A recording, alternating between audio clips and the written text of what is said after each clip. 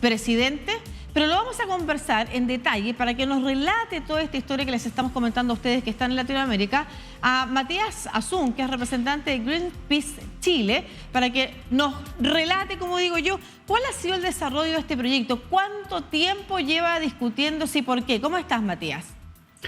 ¿Cómo estás tú? ¿Qué tal? ¿Qué tal, Lucía? Muy bien, muchas gracias. Cuéntanos, por favor, y cuéntale a toda Latinoamérica que está viendo a través de DNews de qué se trata este proyecto y por qué ha sido tan discutido de larga data y los vínculos que han habido con las distintas institucionalidades.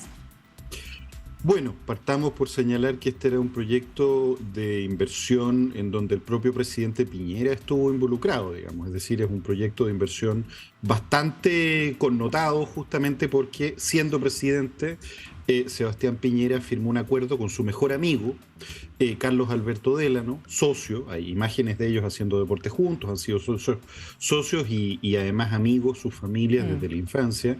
Estos grupos empresariales se fusionaron para hacer un negocio en un paraíso fiscal en las Islas Vírgenes, en la cual el presidente Piñera comprometió la recepción de un pago adicional por el precio de sus acciones, siempre y cuando no hubiese una protección que impidiese la ejecución del proyecto, ¿no? Hay que recordar que quien le está comprando el proyecto y quien es hoy el principal inversionista es Carlos Alberto Délano, uno de los principales procesados por los casos de corrupción por parte del Grupo Penta en Chile, ¿no? Que ha destapado este escándalo en donde la imagen misma del país, justamente porque está el presidente involucrado, estuvo el presidente pasado involucrado, ha deteriorado la imagen del propio país. Y hay que recordar además de que esta gente se tiene mucha fe en términos jurídicos, porque después de estar condenado por casos de corrupción, Carlos Alberto Délano fue finalmente conmutada la pena por clases de ética. Claro, estamos hablando del financiamiento ilegal de la política, algo que mencionamos justo a raíz de otra...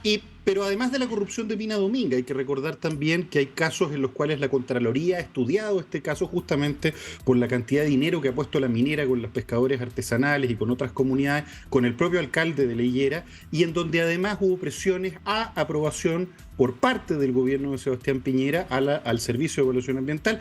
Y además hay un caso en donde hay condenado un subsecretario de Minería, por presiones de la minera. Entonces, la verdad, el caso de Mina Dominga es famoso a nivel internacional, no solo porque se trata de un ecosistema único, sino justamente porque se producen estas cosas tan extrañas, en donde, por ejemplo, hay pescadores artesanales que parecen abogados mineros, ¿no? Uno, la verdad, sospecha en términos generales de cada cosa que ocurre en este proyecto, y en donde evidentemente, dado que el presidente Boric explícitamente en su discurso de Asunción reconoció que este era un proyecto que no cumplía con los estándares y que además deteriora una de las áreas, irremediablemente, una de las 25 áreas más importantes identificadas por el mundo científico y que es base del sustento de la pesca local, no de las caletas que están alejadas, ¿no?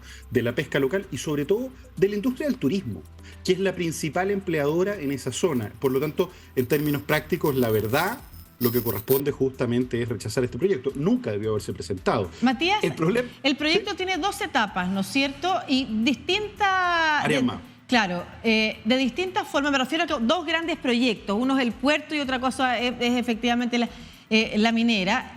¿De qué forma o cómo que se ha logrado que una y otra vez vuelva a estar en votación pese a que se ha rechazado y que incluso ha llegado a tribunales? La verdad es producto justamente de las ausencias y de la complicidad de las autoridades muchas veces, ¿no? Lo que corresponde en realidad en una de las zonas que el mundo científico global ha identificado como un hotspot de diversidad. Para que la gente lo entienda muy sencillo, nutrientes vienen por corrientes submarinas desde el fondo marino, emergen en esta zona y eso genera que ese sea un verdadero bosque marino. Y por lo mismo, lo que estamos viendo en las imágenes, justamente una de las zonas más relevantes, ¿no? El problema es que la institucionalidad muchas veces no está preparada o derechamente sufre presiones. Por ejemplo, ¿no? Los pingüinos de Humboldt, el 80% de la especie completa habita en esta zona, en este espacio, es el único que va quedando, se alimentan en una zona muchísimo más grande de la que la minera declaró, ¿no?